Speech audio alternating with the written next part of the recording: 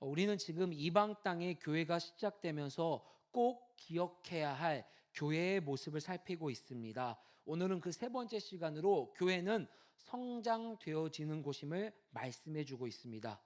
여러분, 성장되어진다.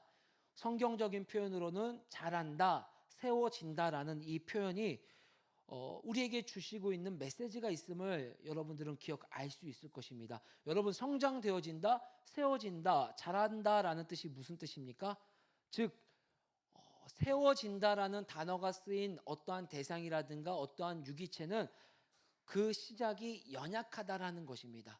연약한 부분에서부터 자라서 어느 정도 목적의 분량에 이르는 과정이 있음을 말하고 있습니다. 또한 오늘 말씀의 제목처럼 성장되어진다라는 것은 내 스스로 자랄 수 없음을 말하고 있습니다. 누군가로부터 성장이 되어진다라는 것을 말하고 있고, 특별히 누군가로부터 성장이 되어지는 대표적인 모습이 바로 교회라는 것을 오늘 말씀을 통해서 저와 우리들에게 성경이 말씀해 주고 있습니다. 고린도전서 3장 6절에 이런 말씀이 있습니다. 여러분 잘 들어보세요. 나는 심었고 아볼로는 물을 주었으되 오직 하나님께서 자라나게 하셨나니. 아멘. 교회를 자라나게 하는 것은, 교회를 성장되게 하는 것은 하나님이 하시는 것입니다. 그러나 하나님께서는 늘 도깨비 방망이처럼 일하시지 않습니다. 갑자기 뚝딱해서 교회가 이만큼 자라게 하고 갑자기 뚝딱해서 우리의 필요를 채워주시지는 않습니다. 일반적으로는 교회의 가족들을 통하여서, 교회의 사람들을 통하여서, 교회의 사건들을, 일들을 통하여서 하나님께서 교회가 교회답게 성장시켜 주십니다. 에베소서 4장 12절 말씀을 우리 함께 한번 읽어볼까요? 4장 12절의 말씀 시작. 이는 성도를 온전하게 하여 봉사의 일을 하게 되며 그리스도의 몸을 세우려 하심이라. 아멘. 이 말씀을 현대인의 성경으로 제가 한번 읽어보겠습니다. 이렇게 여러 가지 직분을 주신 것은 성도들을 온전하게 하여 봉사의 일을 하게 하고 그리스도의 몸된 교회를 자라게 하기 위한 것입니다. 아멘. 그리스도의 몸된 교회를 자라게 한다. 여러분, 자라게 한다라는 의미는요, 성경에서 건물 및 구조물을 세울 때 쓰는 표현입니다.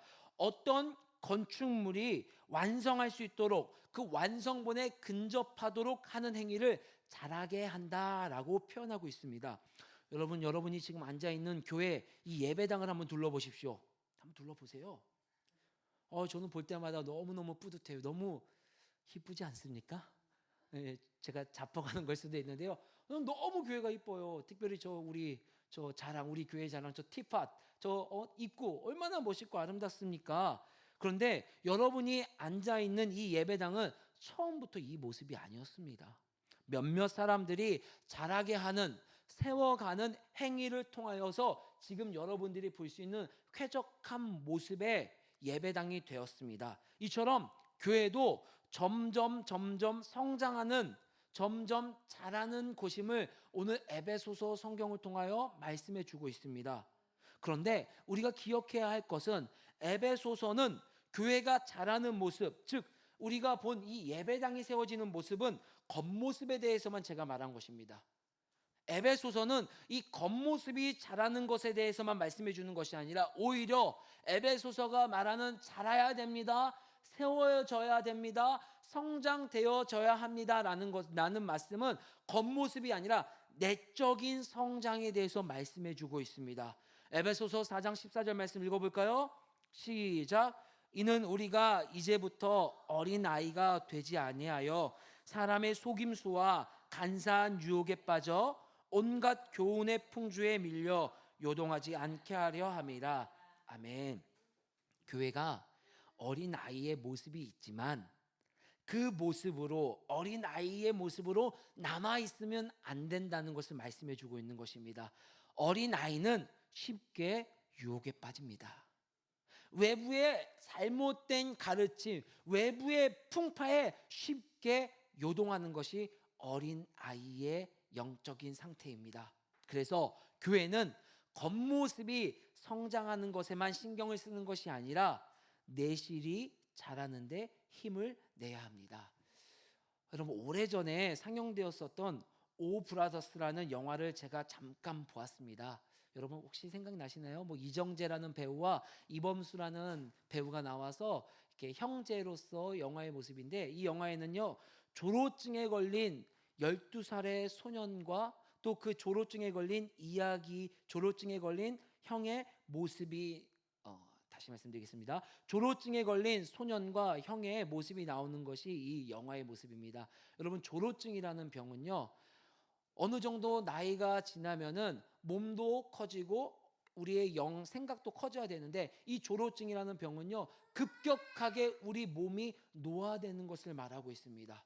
급격하게 우리 몸이 노화됨으로 말미암아 이 아이는 겉모습은 어른이지만 실제 내면의 모습은 12살 아이의 모습, 그 모습을 조로증이라고 말합니다. 이 영화에서는 이 조로증 걸린 12살의 마음을 가졌지만 겉모습은 30대 중반의 소년의 모습을 가진 그 아이와 형의 모습을 보면서 마음 한편이 참 울컥하더라고요. 그러면서 이 조로증이 무엇인가를 제가 한번 연구를 하고 한번 조사해 봤습니다. 제가 조사한다고 해봤자 어떤 것을 조사했겠습니까? 실제로 조로증은 어떠한 병인가? 제가 자꾸 이 조로증에 대해서 찾다 보니까 너무 마음이 먹먹한 사연 하나 보게 되었습니다. 한 목사님 가정의 이야기인데, 그 목사님의 에세이를 써서 낸 책의 내용입니다.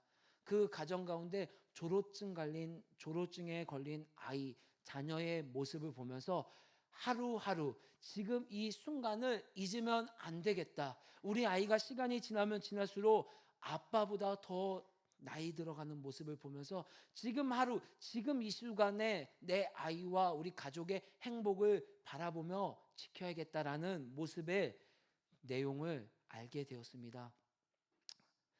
이 이야기를 보면서 마음 한쪽으로 자꾸만 먹먹한 모습이 어디로 향하냐? 저는 이 먹먹한 모습이 교회로 자꾸만 제 마음이 향하게 되더라고요. 저는 교회를 사랑합니다. 길과 진리교회뿐만 아니라 하나님께서 이 땅에 세워주신 교회를 너무 사랑합니다. 또한 저는 이 교회를 통하여서 희망이 있다라고 보고 있습니다. 그런데 한국 교회가 점점 영적 조로증에 걸려 있구나라는 생각이 제 마음을 자꾸만 먹먹하게 합니다. 영화의 한 소년의 모습, 그 목사님의 자녀의 모습이 오버랩되면서 내가 사랑하는 교회도 이 영적인 조로증에 걸려 있구나. 교회의 겉모습은 어른이지만 속내는 내가 하고 싶은 거, 내가 말하고 싶은 건 다 말하는 어린아이의 모습 그대로인 그 교회의 모습을 보면서 너무나도 마음이 먹먹한 경험을 하게 되었습니다. 어른의 모습을 기대했다가 실상은 어린아이의 모습에 상처받은 많은 성도님들이, 많은 사람들이 교회를 떠나게 되었습니다. 그런데 더 큰 문제는, 더 제 마음을 먹먹하게 한 것은 많은 교회들이 내가 병들었다는 사실을 모르고 있다는 것입니다. 한국 교회를 논하기 전에 우리 모습을 살펴봤으면 좋겠습니다. 교회는 겉모습만 성장하는 것이 아니라 내면의 모습이 자라야 하는 것임을 성경에서 말씀해 주고 있습니다. 끊임없이 그리스도의 충만함에 이르도록 자라가야 하는 것이 교회입니다. 우리 길과 진리 교회가 어떠한 모습에 치중하고 있는지 우리가 매일매일 살펴보았으면 좋겠습니다. 겉모습이 자라는 것, 겉모습이 장성한 자의 모습에 착각하고 있는지는 않는지, 실상은 성경에서 말하는 장성한 어른의 모습은 내면의 모습도 장성한 모습으로 자라야 함을 말씀하고 있는데, 우리는 그것에 신경 쓰지 않고 겉모습에만 치중하고 있지 않는지 제가 이 교회를 묵상하면서 많은 먹먹함을 느끼게 되었습니다. 사랑하는 우리 길가 진리교회 가족 여러분, 우리는 매일매일 그리스도의 충만함에 이를 수 있도록 치열하게 자라기를 힘쓰는 저와 우리 가족들이 되기를 주의 이름으로 간절히 소망합니다. 여러분, 교회는요 정말 특이한 곳입니다. 교회는 너무나도 일반적인 상식이 통하지 않는 곳입니다. 그래서 저는 교회가 참 좋습니다. 세상의 상식이 통하지 않는 곳, 특이한 곳. 여러분, 당시 에베소서가 쓰여졌던 당시의 유대인들과 이방인들의 모습을 살펴보면 조금 더 와닿게 생각할 수 있을 것입니다. 당시 유대인들과 이방인들은 일상 삶의 자리에서 섞일 수 없었습니다. 같이 함께 할 수 없는 사람들이었습니다. 유대인은 이방인을 무시하고 이방인들도 유대인을 무시하는 문화가 잡힌 곳이 그 시절 문화의 모습이었었습니다. 우리나라 말로 표현하면요, 어디 양반과 종이 겸상을 할 수 있겠습니까? 아니, 양반의 며느리만 되었어도 같은 양반임에도 불구하고 같이 겸상을 할 수 없었던 그 상황의 모습이 당시 유대 고대 근동의 모습이었었습니다. 전라북도 김제에 있었던 한 우리나라 초대교회 모습의 이야기를 잠깐 나누고자 합니다. 그 당시 조덕삼이라는 거상이 있었습니다. 이 조덕삼은 그 조상으로부터 땅을 물려받고 또 아주 장사 수완이 좋아서 그 김제에서 상인으로서 많은 부와 명예를 축적한 사람이었었습니다. 그랬던 그가 선교사님으로부터 복음을 듣게 되었습니다. 선교사님으로부터 복음을 듣고 예수님을 영접하고 자신의 집에 사랑채를 예배드릴 수 있는 곳으로 예배당으로 내어준 아주 믿음이 신실한 성도님이었습니다. 또한 그 가정 가운데 이자익이라는 머슴이 있었습니다. 여러분, 조덕삼이라는 양반 주인과 이자익이라는 그 머슴이 함께 생활을 했는데, 이 이자익이라는 머슴 역시도 선교사님으로부터 복음을 듣고 예수님을 영접하게 되었습니다. 그래서 조덕삼과 이자익은 함께 예배를 드리고 교회를 위해서 매일매일 성실히 내 몸과 마음을 다 드렸던 이 교회의 모습이 한국 초대사에 남겨져 있습니다. 이렇게 시간이 지나다 보니까 선교사님께서 이제 장로를 세울 때가 되었습니다. 장로님을 세울 때가 되었습니다. 후보로는 조덕삼과 이자익이 같이 후보로 올라온 거예요. 이 교회, 금천교회에 장로 후보로는 양반 조덕삼과 머슴 이자익이 후보로 올라오게 된 거예요. 사람들은요, 전부 조덕삼이 장로가 될 줄 알았습니다. 왜냐하면 조덕삼은 나이로도 이자익보다 무려 15살이나 많았어요. 장유유서, 당연히 어른이고, 또 더 나아가서 조덕삼은 자신의 힘과 많은 물질들을 교회를 위해서 내놓았습니다. 그래서 사람들이 전부 이번에는 우리 교회 첫 장로님은 조덕삼 장로님이 되겠구나라고 생각했습니다. 그러나 장로로 선출된 결과를 보게 되었더니 장로가 된 것은 머슴 이자익이었어요. 여러분, 이 상황에 가장 놀란 것은요, 조덕삼도 아니고 이자익도 아니었습니다. 누가 이 상황에 가장 놀랐나? 바로 선교사님들이었습니다. 선교사님들도 장로로는 이자익이 될 줄 알았는데 장로로는 조덕삼이 될 줄 알았는데 머슴이었던 이자익이 장로가 된 상황에 대해서 너무나도 놀랐습니다. 그때 조덕삼이 발언권을 얻어서 이런 발언을 했습니다. 여러분 한번 잘 들어보세요. 우리 금산교회 교인들은 참으로 훌륭한 일을 해냈습니다. 저희 집에 일하고 있는 이자익 영수는 저보다 신앙의 열의가 대단합니다. 참으로 감사합니다. 나는 하나님의 뜻을 겸허히 받아들여 이자익 장로를 잘 받들고 더욱 교회를 잘 섬기겠습니다. 여러분, 말이 됩니까? 당시에는요, 너무나도 계급이 명확하게 나눠졌던 시간입니다. 어디 머슴과 양반이 밥을 먹을 수 있겠습니까? 머슴과 주인이 어찌 한 곳에서 머무를 수 있겠습니까? 그런데 하나님은 세상의 질서를 뒤엎는 장소로 바로 교회를 선택하셨습니다. 교회를 통하여 유대인과 이방인이 하나 되는 일을 보이셨습니다. 교회를 통하여서 머슴과 주인의 영적인 위치를 바꾸는 것을 보여주셨습니다. 세상의 방식과는 전혀 다른 방식으로 일하는 모습을 하나님은 교회를 통하여서 우리들에게 보여주신 것입니다. 여러분, 오늘 본문은 교회를 통하여 일하는 하나님의 방식을 우리에게 설명해 주신 후에 말씀하시는 내용입니다. 4장 1절의 말씀을 함께 읽어볼까요? 4장 1절의 말씀, 시작. 그러므로 주 안에서 갇힌 내가 너희를 권하노니 너희가 부르심을 받은 일에 합당하게 행하여. 아멘. 그러므로 1장에서 3장에까지 하나님께서 교회는 이 교회를 통하여서 세상의 질서를 뒤엎는 일을 합니다. 유대인, 이방인 상관없이 그리스도인이 무엇입니까? 주 안에서 하나 되는 것이 무엇입니까? 교회라는 것은 무엇입니까? 라는 것을 설명하여 주신 이후에, 그러므로 여러분들이 교회 생활 삶 속에서 하나 되는 삶을 살아내라고 우리에게 말씀해 주고 있는 것입니다. 그러므로 주 안에서 갇힌 내가 너희를 권하노니 너희가 부르심을 받은 일에 합당하게 행하여.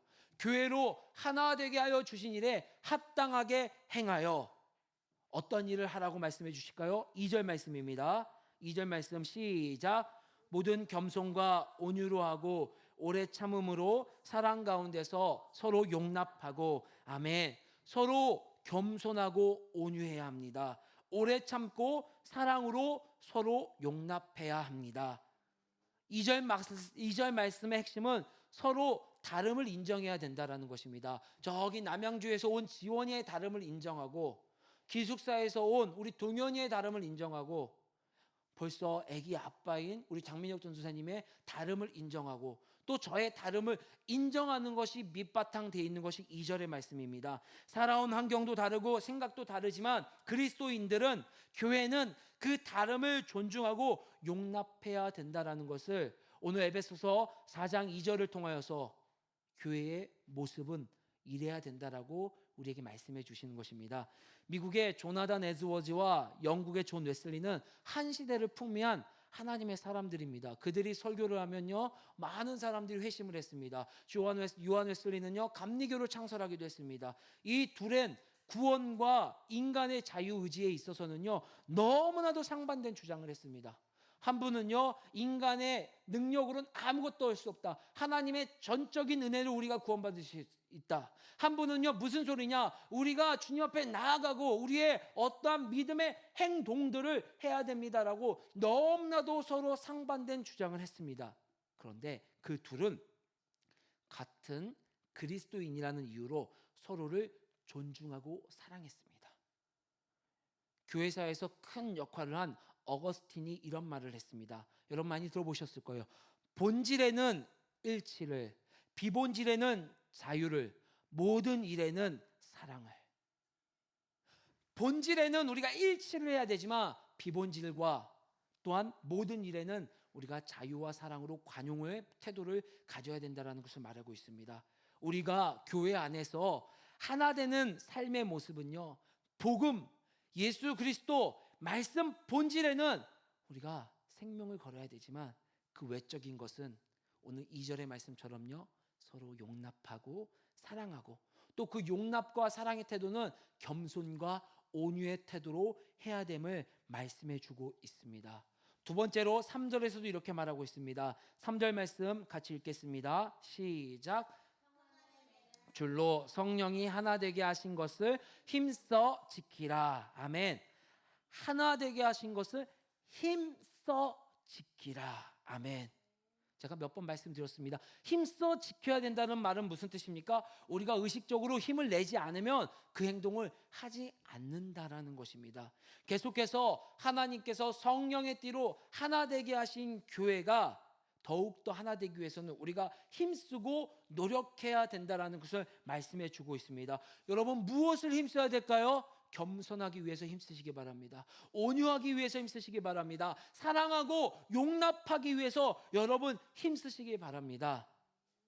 이해가 되지 않아도, 저 사람 행동이 이해가 되지 않아도 상대방의 입장에서 이해해 보려고 노력해야 된다는 것을 말씀해 주고 있는 것입니다.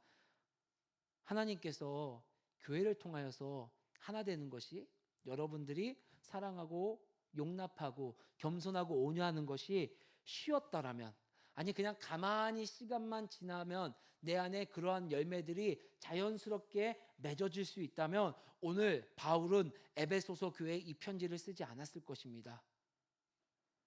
바울이 감옥에서 에베소 교회에 이렇게 편지를 쓴 것은 이렇게라도 쓰지 않으면 그들의 삶의 자리에서 하나 되기보다는 각자의 생각들로 각자가 세워지는 삶의 자리의 열매들을 맺을 것을 알았기에 또 경험하였기에 오늘 바울은 에베소서 편지를 통하여 우리에게 이렇게 말하고 있는 것입니다.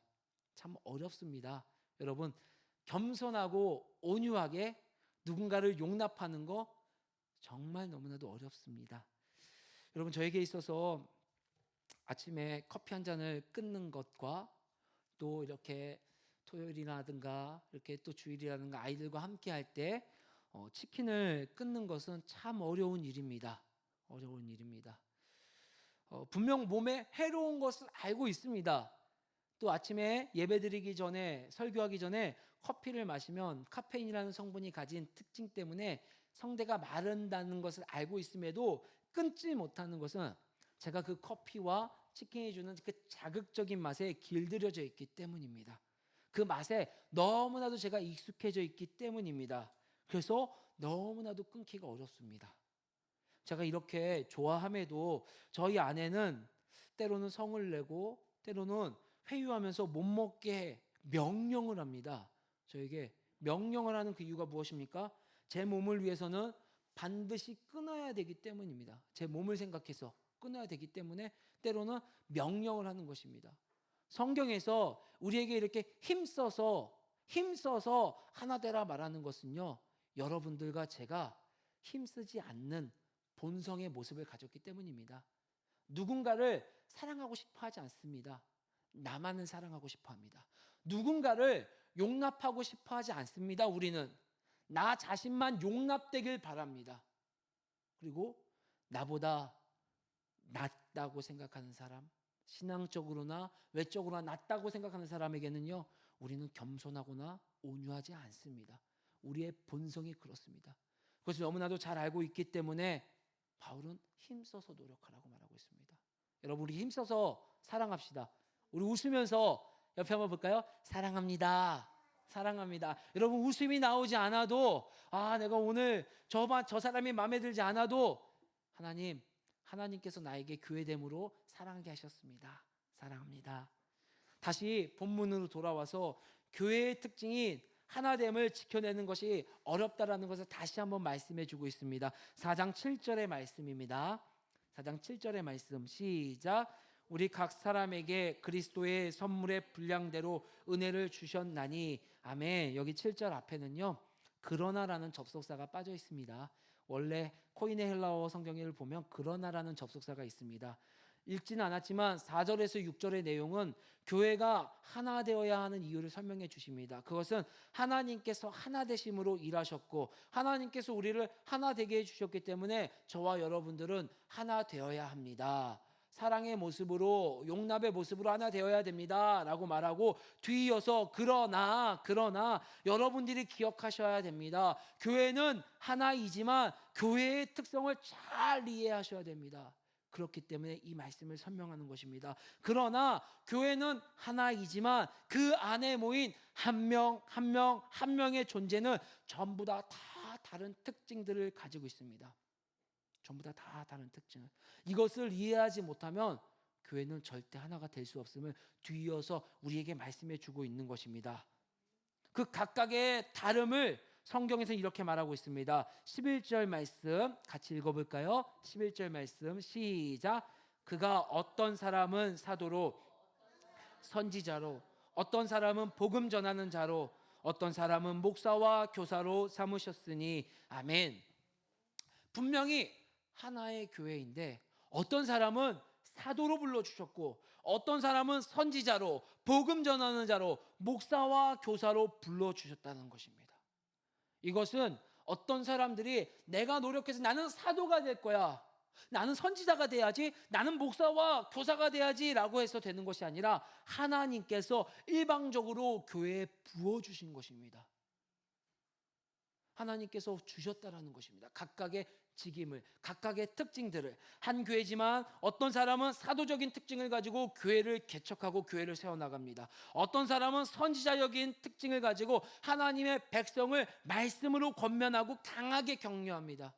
어떤 사람은 복음이 필요한 자들에게 복음을 전하는 자로, 어떤 자들에게는 양떼를 돌볼 수 있도록 목사와 교사의 직을 주셨다라는 것입니다. 모두가 생각해 보면 교회에 다 필요한 사람들입니다. 때로는 이 각각의 특징들 때문에 서로 부딪히기도 하고 얼굴이 붉어지기도 하지만 하나님께서 그 각각의 다름을 주셨다라는 것을 우리가 잊어서는 안 됩니다. 각각의 그 다름을 인정하지 않고 왜 주셨는지에 대한 고민이 없으면 우리는 절대 하나가 될 수가 없습니다. 여러분들이 고민하셔야지 돼요. 나를 왜 주니어 처치로 불러주셨지? 나를 왜 이 자리에 하나님이 길가질리교회 가족으로 불러주셨지? 하나님께서는 분명히 인도해 주시고 불러주셨습니다. 그 부르심을 깨닫는 은혜가 우리 가족들의 있기를 주의 이름으로 소망합니다. 그 은사로 나타나는 특징들은 교회를 위하여서 하나님이 세워주셨음을 말씀해 주고 있는데 고린도 교회는 그러지 못하였습니다. 고린도 교회 말씀을 제가 한번 읽어보겠습니다. 고린도전서 12장 4절로 7절에 이렇게 기록이 되어 있습니다. 은사는 여러 가지나 성령은 같고 직분은 여러 가지나 주는 같으며 또 사역은 여러 가지나 모든 것을 모든 사람 가운데서 이루시는 하나님은 같으니 각 사람에게 성령을 나타내심은 유익하게 하려 하심이라. 아멘. 하나님께서 각 사람에게 성령의 은사를 나타나게 하셨다는 것은 유익하게 하려 하나님이 해주신 것인데 이 유익하게 하려 하신다라는 뜻 자체가 원어에는요 모든 사람에게 유익하게 하기 위해서 하나님이 어떤 사람에겐 성령의 은사를 주셨다라는 것입니다. 여러분 고린도 교회는 성령의 많은 은사들이 나타난 교회입니다. 예언이 나타나고요, 방언이 나타나고요, 은사 치유가 나타나고요, 수많은 은사들이 나타난 영적으로 대단히 성숙해 보이는 교회입니다. 많은 사람들이 그 고린도 교회의 겉모습을 보면요, 우와 정말 장성한 분량의 이런 교회구나. 와, 이 고린도 교회는 정말 교회계의 베스트 오브 베스트구나. 아, 나도 그 고린도 교회 가서 예배드리고 싶다. 나도 그 고린도 교회 가서 성령의 기름 부으심을 받고 싶다라고 생각하는 흠모할 만한 매력적인 곳이 바로 고린도 교회입니다. 그러나 고린도 교회는 오늘 말씀을 통하여서 우리가 알 수 있듯이 전부 자기 자신을 위해서 각각의 은사들을 나타냈습니다. 너도 나도 전부 내 이름이 드러나지기를 원했습니다. 그들 가운데 함께함의 특징은 나타나지가 않았습니다. 자신들이 무엇인가 되는 것 같아 보이기도 했고 내가 아는 성경 지식으로 엄청 뛰어난 것 같이 느껴지고 그렇게 소리를 내기도 했습니다. 그런데 그 모습들이 실상은 더 자라야 하는 어린아이의 교회의 어린아이의 모습인 것을 그들 스스로 우리에게 말씀해주고 있는 것입니다. 그래서 바울은 7절 말씀을 우리에게 해주신 것입니다. 고린도전서 12장 7절에 각 사람에게 성령을 나타내심은 모든 사람의 유익을 위함이라. 아, 나를 하나님이 사도로 세워주신 것은, 나를 복음 전하는 자로 목사로 세워주신 것은 모든 사람의 교회를 위하여 하나님이 세워주셨구나라고 말씀을 다시 한번 깨닫게 해주시는 것입니다. 같은 맥락으로 에베소서에서도 우리에게 말씀해 주고 있습니다. 우리 11절 12절 말씀 함께 읽어볼까요? 11절 12절 말씀 시작. 그가 어떤 사람은 사도로, 어떤 사람은 선지자로, 어떤 사람은 복음 전하는 자로, 어떤 사람은 목사와 교사로 삼으셨으니 이는 성도를 온전하게 하여 봉사의 일을 하게 하며 그리스도의 몸을 세우려 하심이라. 아멘. 그들의 눈에 드러나는 형태는 다 제각각이지만 하나님께서 각각의 다름을 주신 것은 단 하나, 다름이 하나가 되어서 하나님의 백성을 섬김으로 그리스도의 몸인 교회를 자라게 하기 위하여서 하나님이 다름으로 우리를 불러주셨다는 것입니다. 그런데 우리는 교회가 이미 다 자란 줄 알고 있습니다. 혹은 겉모습만 자라기 위해서 많이 애쓰는 모습들을 발견할 수도 있습니다. 2절 3절에서 살펴보았듯이 교회 안에서 하나 되는 것은 자라는 새싹의 모습을 보여주는 것입니다. 하나 되는 것이 마침표고 완성이 아닙니다. 하나 되는 것이 교회로서 자라는 첫걸음임을 4장에서 우리에게 말씀해 주고 있는 것입니다. 하나 되기 위하여서 힘을 쓸 때 점점 교회는 자라기 시작하여 그 끝에는 성숙한 교회, 예수님 닮은 그리스도인의 모습이 되는 것입니다. 에베소서 4장 13절의 말씀 같이 읽어보겠습니다. 시작.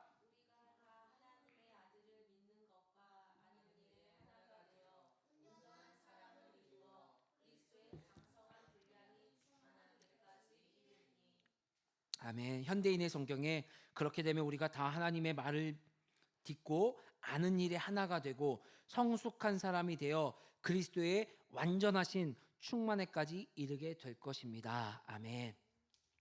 여러분, 우리가 새싹에서만 머무르는 것이 아니라 점점 자라서 그리스도의 충만함에까지 이룰 수 있는 우리 가족들이 되었으면 좋겠습니다.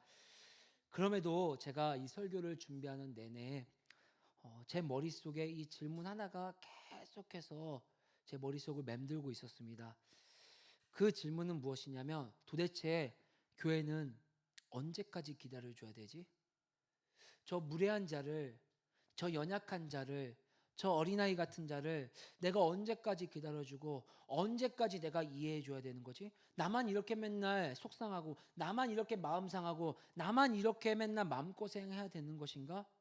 과연 그 어린아이들의 모습이 자라기는 할까라는 그 질문이 제가 이 설교를 준비하는 내내 제 머릿속에 계속 맴돌고 있더라고요.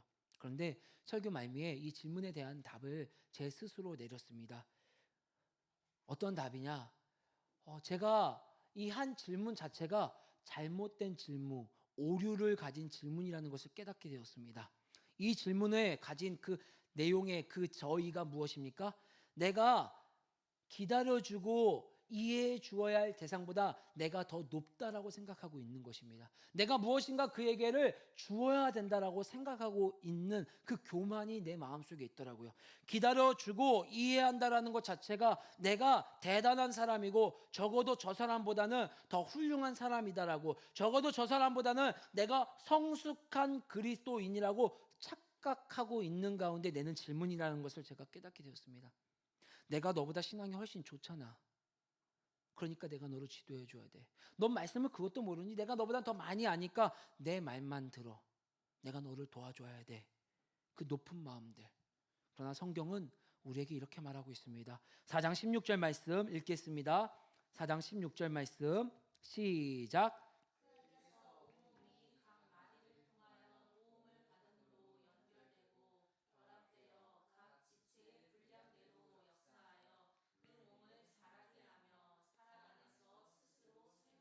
아멘. 제가 현대인의 성경을 자주 인용합니다. 왜냐하면 현대인의 성경이 조금 더 메시지를 여러분들에게 쉽게 이해해 주는 것 같아서입니다.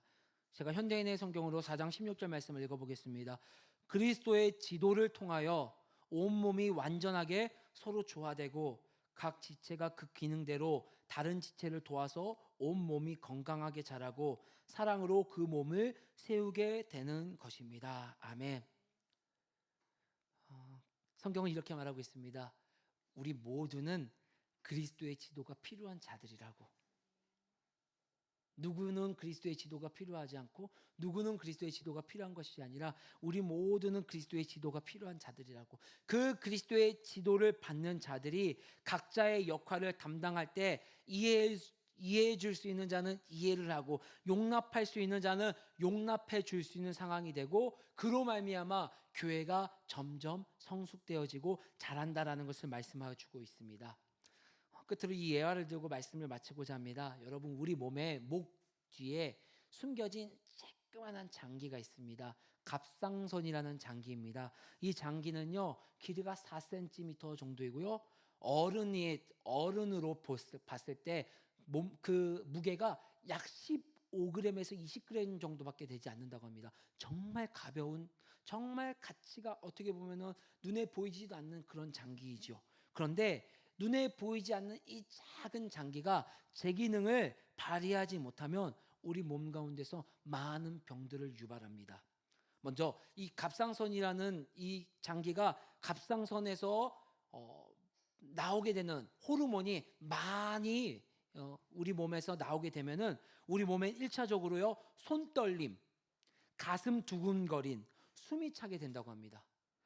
그러다가 이 증상을 계속 놔두게 되면요, 어느 순간 우리 몸에 있는 심장이 제대로 작동을 하지 않아 우리 몸이 멈춰버리게 된다고 합니다. 또 반면에 이 갑상선에서 호르몬이 너무 작게 나오면은 내 몸이 계속해서 피곤하고 컨디션이 계속해서 떨어진다라고 합니다.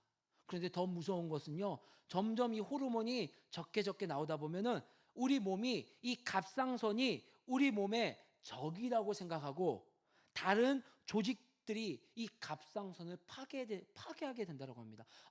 이 갑상선이 많이 나와도 우리 몸을 아프게 하고 갑상선이 적게 나와도 우리 몸을 해하게 된다는 것입니다. 어찌 보면 손떨림, 피곤함 같이 무시할 만한 증상이지만 그대로 방치해두면 몸 전체가 움직일 수 없는 상황으로까지 치닫게 되는 것처럼 우리 몸에 아주 작은 기능을 발휘하는 이 작은 장기가 우리 몸에 가장 큰 피곤하지 않게 하고 우리 몸의 밸런스를 유지하고 심장의 기능이 잘 할 수 있는 장기라는 것을 우리가 잊고 살아갈 수 있다는 것입니다. 여러분, 우리 교회는요 몸의 특징을 갖습니다. 어느 한 지체라도 건강하지 못하면 그 공동체 전체가 건강하지 못합니다.